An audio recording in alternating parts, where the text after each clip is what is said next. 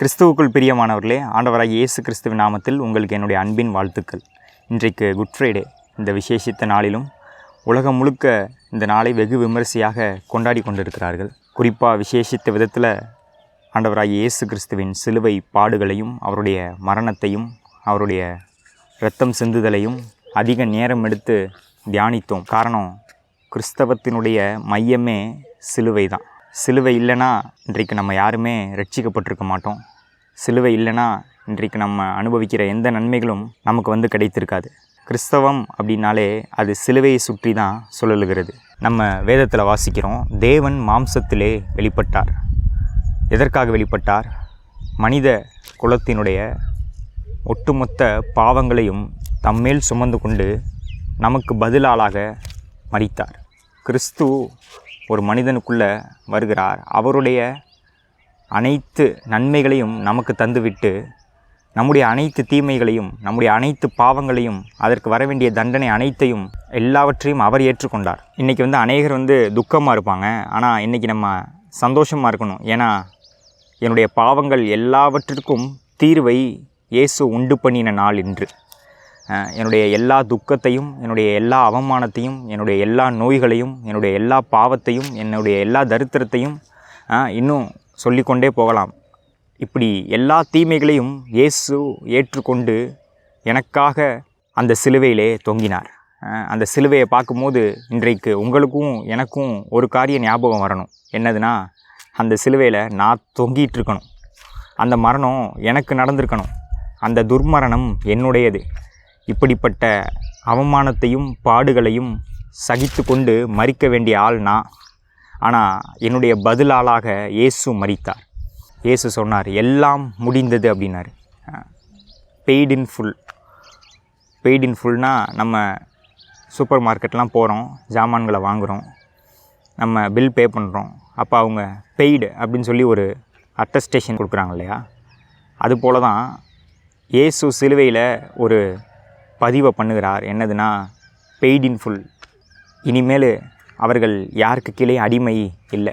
பாவம் அன்றைக்கு ஏதேன் தோட்டத்தில் எனக்கும் தேவனுக்கும் ஒரு மாபெரும் பிளவை ஏற்படுத்தினது. இன்றைக்கு அந்த பிளவு இல்லை.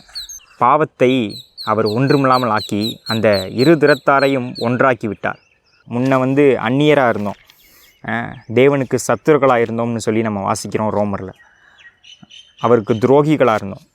ஏதேன் தோட்டத்தில் அப்படியாக நாம் மாறிவிட்டோம். முழுக்க முழுக்க அவருக்கு எதிரானவர்களாக நாம் மாறிவிட்டோம். இப்போ இயேசு எனக்காக அந்த உறவை சரிப்படுத்தினார். திரைச்சீலை இரண்டாக கிழிந்தது. இனிமேல் அவருக்கும் நமக்கும் எந்தவித டிஸ்டர்பன்ஸும் இல்லை, எந்தவித தடையும் இல்லை. நாம் அவரிடத்தில் சேரலாம். ஏதேன் தோட்டத்தில் எப்படி ஆதாம் தேவனோடு உறவாடினானோ அதே போல் ஒரு உறவை இயேசு சிலுவையில் மூலமாக ஏற்படுத்தினார். இதுதான் சிலுவையினுடைய முக்கியமான காரியமாக நான் பார்க்கிறேன். பாவத்தையெல்லாம் எடுத்துக்கொண்டார். அவரோடு உறவு கொள்ள தடையாக இருந்த பாவத்தை வென்றார். அதை ஒழித்து கட்டினார். என்னுடைய மரணத்தை ஏற்றுக்கொண்டார். நித்திய மீட்பு உண்டு பண்ணினார். உறவை சரி பண்ணார். அப்போ எல்லாவற்றையும் தியானிக்கிறது ரொம்ப நல்லது. ஆனால் எதற்காக, அந்த காரணத்தை பார்க்க வேண்டியது ரொம்ப முக்கியம். காரணம் என்னது? அவரோடு உறவு சரியாக இருப்பது. அதற்காக தான் அவர் மரித்தார். மீண்டும் அதை சரி பண்ணுறதற்காக தான் அவர் வந்தார். இயேசு எப்படி அவருடைய குமாரனாக இருக்கிறாரோ அதே போல் நாம் அவருடைய குமாரராக அவரோடு சம்பாஷிக்கவும் அவரோடு பழகவும் வேண்டும் என்பது தான் தேவனுடைய விருப்பம். அதற்காக தான் தன்னுடைய சொந்த குமாரனையே, ஒரே பேரான குமாரனையே மரிக்கும்படி ஒப்பு கொடுத்தார். அவரை சிலுவையில் கைவிட்டார், நம்மளை கைப்பிடிப்பதற்காக. அப்போ இன்றைக்கு அதை எண்ணி பார்ப்போம். இரண்டாவது, அவருடைய அன்பை பற்றி யோசிச்சு பாருங்கள். தேவனுடைய அன்பு.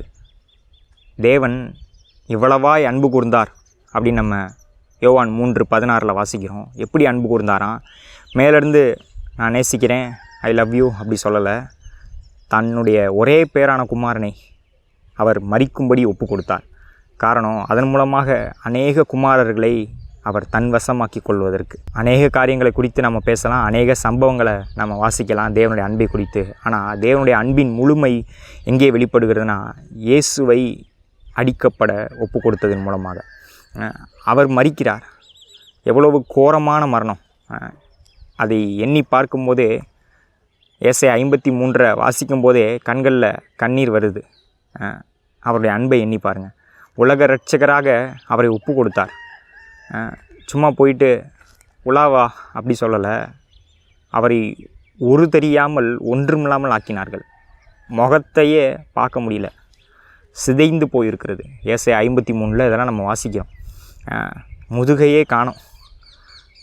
அப்போ இதெல்லாம் பார்க்கும்போது தேவன் எவ்வளவாக என்னை நேசித்தார் அப்படின்றது எனக்கு புரியுது. இதை எண்ணி பார்க்குறீங்களா? இன்றைக்கி இந்த விசேஷித்த நாளிலும் அதை எண்ணி பாருங்கள். கர்த்தருடைய அன்பு எப்படிப்பட்டது. பாவிகளாக இருக்கிற நமக்காக அவர் தன்னுடைய சொந்த குமாரனையே ஒப்பு கொடுத்தார். இதன் மூலமாக என்ன தெரிய வருதுன்னா, ஆமாம், எல்லாரை பார்க்கிலும் தேவன் தன்னுடைய குமாரனை தான் அதிகமாக நேசிக்கிறார். ஆனால் அப்படிப்பட்ட குமாரனையே அவர் ஒப்பு கொடுத்ததன் மூலமாக அவர் என்ன சொல்ல வருகிறார்? என்னை, உங்களை அவரை காட்டிலும், யாரை காட்டிலும், இயேசுவை காட்டிலும் அதிகமாக நேசித்தார் அப்படிங்கிறது தான் விளங்குது. நம்ம எல்லாரும் பாவிகளாக இருந்தோம். நம்ம எல்லாரும் அக்கிரமத்தில் விழுந்து உழண்டுட்டு இருந்தோம். ஆனால் அவர் தன்னுடைய குமாரனை ஒப்பு கொடுத்து இந்த பாவிகளாகிய மனுக்குலத்தை ஒட்டுமொத்தமாக மீட்டு கொண்டார். அவர் இதை பண்ணணும்னு அவசியமே இல்லை. ஆனால் அவரே மனுஷனாக வந்து நமக்காக மரித்தார். இதுதான் நம்முடைய மேன்மை. கிறிஸ்துவின் அன்பை பெறக்கூடியவர்களாக நம்ம இருக்கிறோம். நமக்கு எந்த தகுதியும் இல்லை, நமக்கு எந்த ஸ்லாக்கியமும் இல்லை. தேவன் தாமாக முன்வந்து அவருடைய குமாரனை கொடுத்து நம்மை அதிகமாக நேசித்து நம்மை மீட்டு கொண்டார். தேவனுடைய அன்பை, தேவனுடைய அன்பின் பரிபூர்ணத்தை நம்ம சிலுவையில் பார்க்குறோம். அப்போ முதலாவது என்னுடைய பாவத்தை முடிவு கட்டினார், அவரோடு இருக்கிற உறவை சரி பண்ணினார். ரெண்டாவது, தேவனுடைய அன்பின் ஆழத்தை நாம் சிலுவையில் பார்க்க முடிகிறது. மூன்றாவது, இப்பேற்பட்ட சிலுவை, அதாவது சிலுவையில் அறையப்பட்ட இயேசு கிறிஸ்து தான் நம்முடைய மேன்மை. பவுல் சொல்லும் போது இந்த சிலுவை தான் என்னுடைய மேன்மைன்றார். நாங்களோ சிலுவையில் அறையப்பட்ட கிறிஸ்துவை பிரசங்கிக்கிறோம். அவர் யூதருக்கு இடரலாயும் கிரேக்கருக்கு பைத்தியமாயும் இருக்கிறார். இன்றைக்கி அநேகருக்கு அநேக காரியங்களை குறித்து ஒரு பெருமை. ஆனால் உண்மையான ஒரு கிறிஸ்தவனின் பெருமை யார் என்றால் இயேசு தான். எந்த இயேசு? சிலுவையில் அறையப்பட்ட இயேசு. அதனால தான் கிறிஸ்துவை ஏற்றுக்கொண்டவர்கள் சிலுவையை தங்களுடைய கழுத்தில் தொங்க விட்டுருக்காங்க. அன்றைக்கு அது அவமான சின்னம், ஆனால் இன்றைக்கி அது புனித சின்னம். சிலுவையில் அறையப்பட்ட கிறிஸ்து, அவர் தான் நம்முடைய மேன்மை. என்ன சொல்ல வராங்க? கழுத்தில் அவங்க சிலுவையை போட்டிருக்கிறதன் மூலமாக என்னுடைய இன்றைய நிலைமை அனைத்திற்கும் காரணம் இந்த சிலுவை தான். இன்றைக்கு நாம் நன்றாக வாழ்ந்து கொண்டு இருக்கிறோம், ரட்சிக்கப்பட்டிருக்கிறோம் அப்படின்னா அதற்கு ஒரே காரணம் கிறிஸ்துவின் சிலுவை. இன்னொரு வசனம் வாசிக்கிறேன். 1 கொரிந்தியர் 2வது அதிகாரம் 2வது வசனம். இயேசு கிறிஸ்துவை, சிலுவையில் அறையப்பட்ட அவரையே அன்றி வேறொன்றையும் உங்களுக்குள்ளே அறியாதிருக்க தீர்மானித்திருந்தேன்.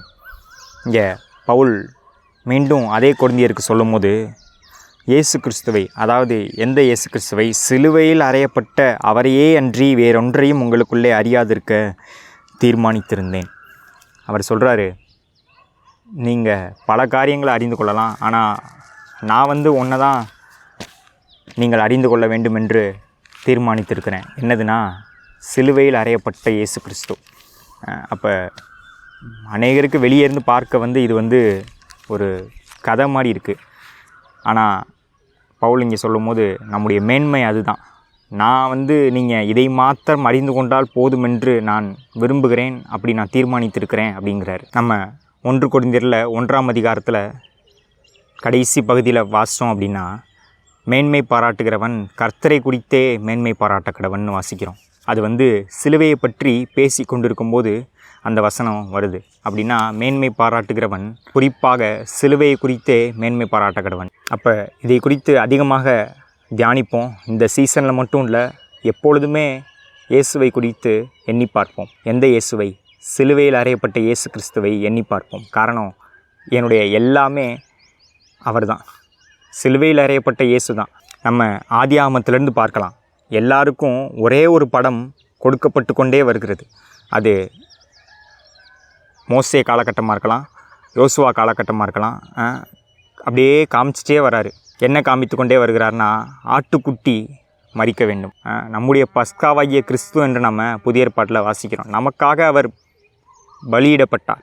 ஒரு நிழலாட்டமாக கிறிஸ்து ஆரம்பத்திலிருந்தே இருந்து கொண்டே வருகிறார். இப்போ புதிய ஏற்பாட்டில் இயேசு வந்து பிறந்ததுக்கப்புறம் யோவான் ஸ்நானன் சொல்கிறான், இதோ உலகத்தின் பாவத்தை சுமந்து தீர்க்கிற தேவ ஆட்டுக்குட்டி.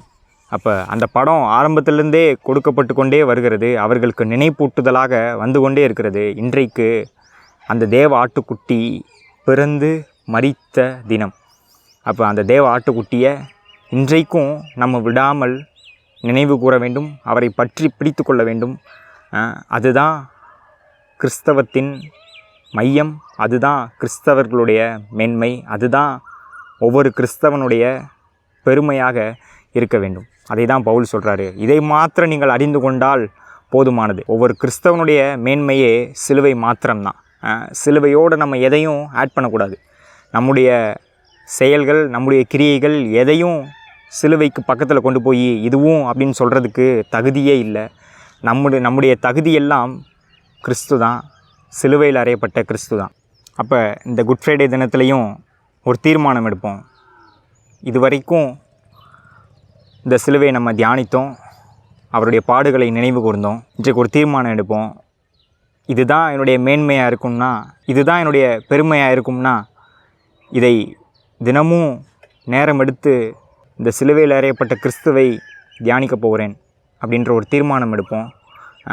அதன் மூலமாக வருகிற நன்மைகளை அனுபவிப்போம். அதை எண்ணி பார்ப்போம்.